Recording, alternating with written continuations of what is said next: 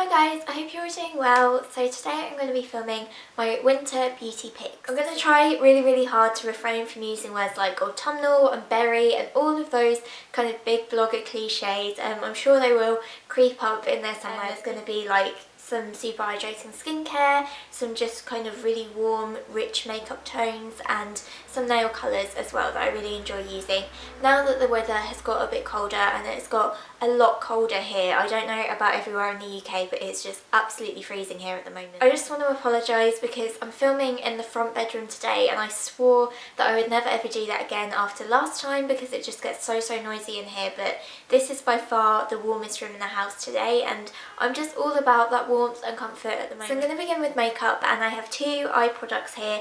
One is very kind of within my comfort zone and one is completely out of it. So I'm going to start with the one that is in my comfort zone and it is from Clarins and it is their Ombre Matte Cream to Powder eyeshadow in the shade Rosewood. So as I say, they are branded as cream to powder eyeshadows and to be honest, I don't really understand why. They are kind of just quite a classic powder, I'd say. I don't really understand the creaminess behind it, but it's absolutely lovely. It's really comfortable to wear. It lasts forever. They're very highly pigmented and this shade in particular works really well. If you do have really fair skin, I find that it's quite an ashy shade. There's not kind of even a hint of orange in this one and it's just very flattering, very wearable, and you can kind of really build it up to quite a smoky eye if that's what you want, or you can keep it quite subtle and just add that little bit of extra definition. So the option that is slightly more out of my comfort zone is the Maybelline Colour Tattoo and this is in the shade Metallic Pomegranate. I've seen this shade a lot recently and it reminds me a lot of shades like Mac Cranberry and also Black Honey by Clinique. They have like a singular eyeshadow of that, but this is obviously a lot cheaper and it is also in a cream formula which I much prefer. Obviously it's just personal preference. I am wearing it today and I do really like it. It's actually very kind of nicely pigmented. It's not got a massive amount of pigment to it, but I think that works best with something like this just because it means that you can kind of create quite a subtle look if that's what you want, and you can really build it up into something a lot more strong and a lot more smoky if you want to. Today, as you can probably tell, I'm just wearing it quite subtly and I just think that it adds a little bit of kind of interest. It's something a little bit different. I don't own anything like it and for this time of year I just think it looks really lovely, especially with kind of lashings of black mascara and quite a nude lip, which as you know is definitely my go-to. A blush that I'm really loving using at the moment is by Rimmel and it is in the shade Santa Rose. This is just one of their kind of mono blushes. I have used this in an everyday makeup routine video before, so I will put a link to that down below and you can see what it looks like on. I'm also wearing it today and I just find that it's the perfect kind of super subtle shade. It makes your cheeks look just kind of naturally flushed, which is exactly what I want at this time of year. I'm not using bronzer or anything like that at the moment. I'm literally just kind of embracing the snow white skin tone and just using something like this just to kind of add a little bit of colour, a little bit of warmth, but it does still look very natural and like you've just come in from a nice brisk winter walk, which is exactly what I'm going for at the moment. For lips, I have a product that might seem like a little bit of a strange pick for this time of year. I suppose tinted lip balms are generally seen as more of kind of a summer thing, but I've gone for the Korres lip butter and this is in the shade Quince.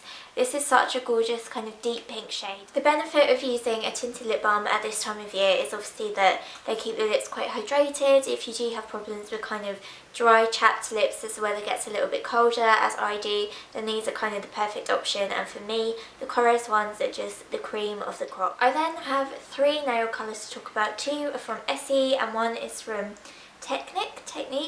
If you don't know a lot about the brand, as I admittedly don't either, I think these are about kind of £1, £1.50 or something like that. I'll drop a link to them down below if I can find them on Amazon. And this is their kind of really glittery top coat. It's in the shade Carnival.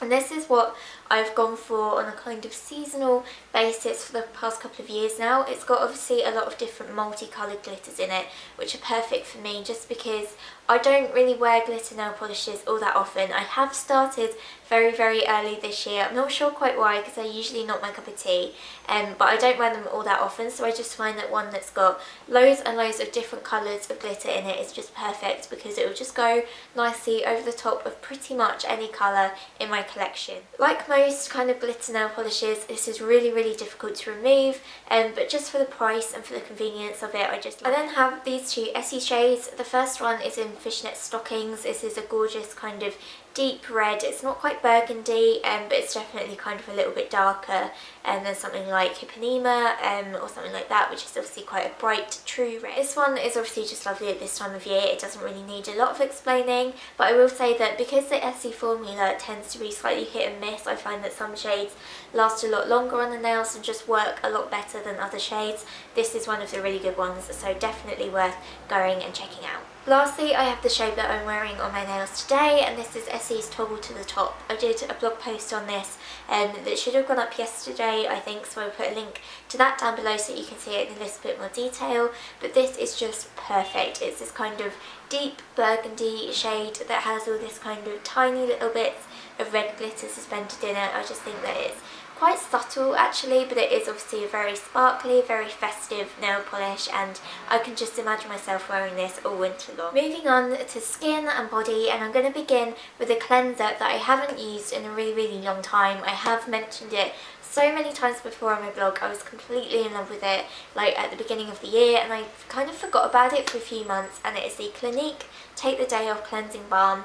This is just perfect for those colder months because it is quite moisturising and quite hydrating on the skin, which is something that I find it really difficult to get from a cleanser. It's completely unfragranced, which I love. It feels very gentle and very soothing on the skin. It doesn't dry it out at all, and I've really been struggling to find a cleanser that I love at the moment, and since I've gone back to this one, I've really remembered why I loved it in the first place, and I can't believe that I ever let it kind of gather dust. I'm going to finish off with a body care product, and if like me you get super dry skin during the winter months, then I cannot recommend the Body Shop Body Butters enough. This is in the scent fragrance Vineyard Peach. I have mentioned this before, but I think it's been discontinued, which I'm really peed off about if it has. I've never ever been kind of that person who's rung up a brand and asked them to confirm that something has been discontinued, but I might well be for this because I absolutely love it, so I'm really sad that I can't find it in store or online anymore.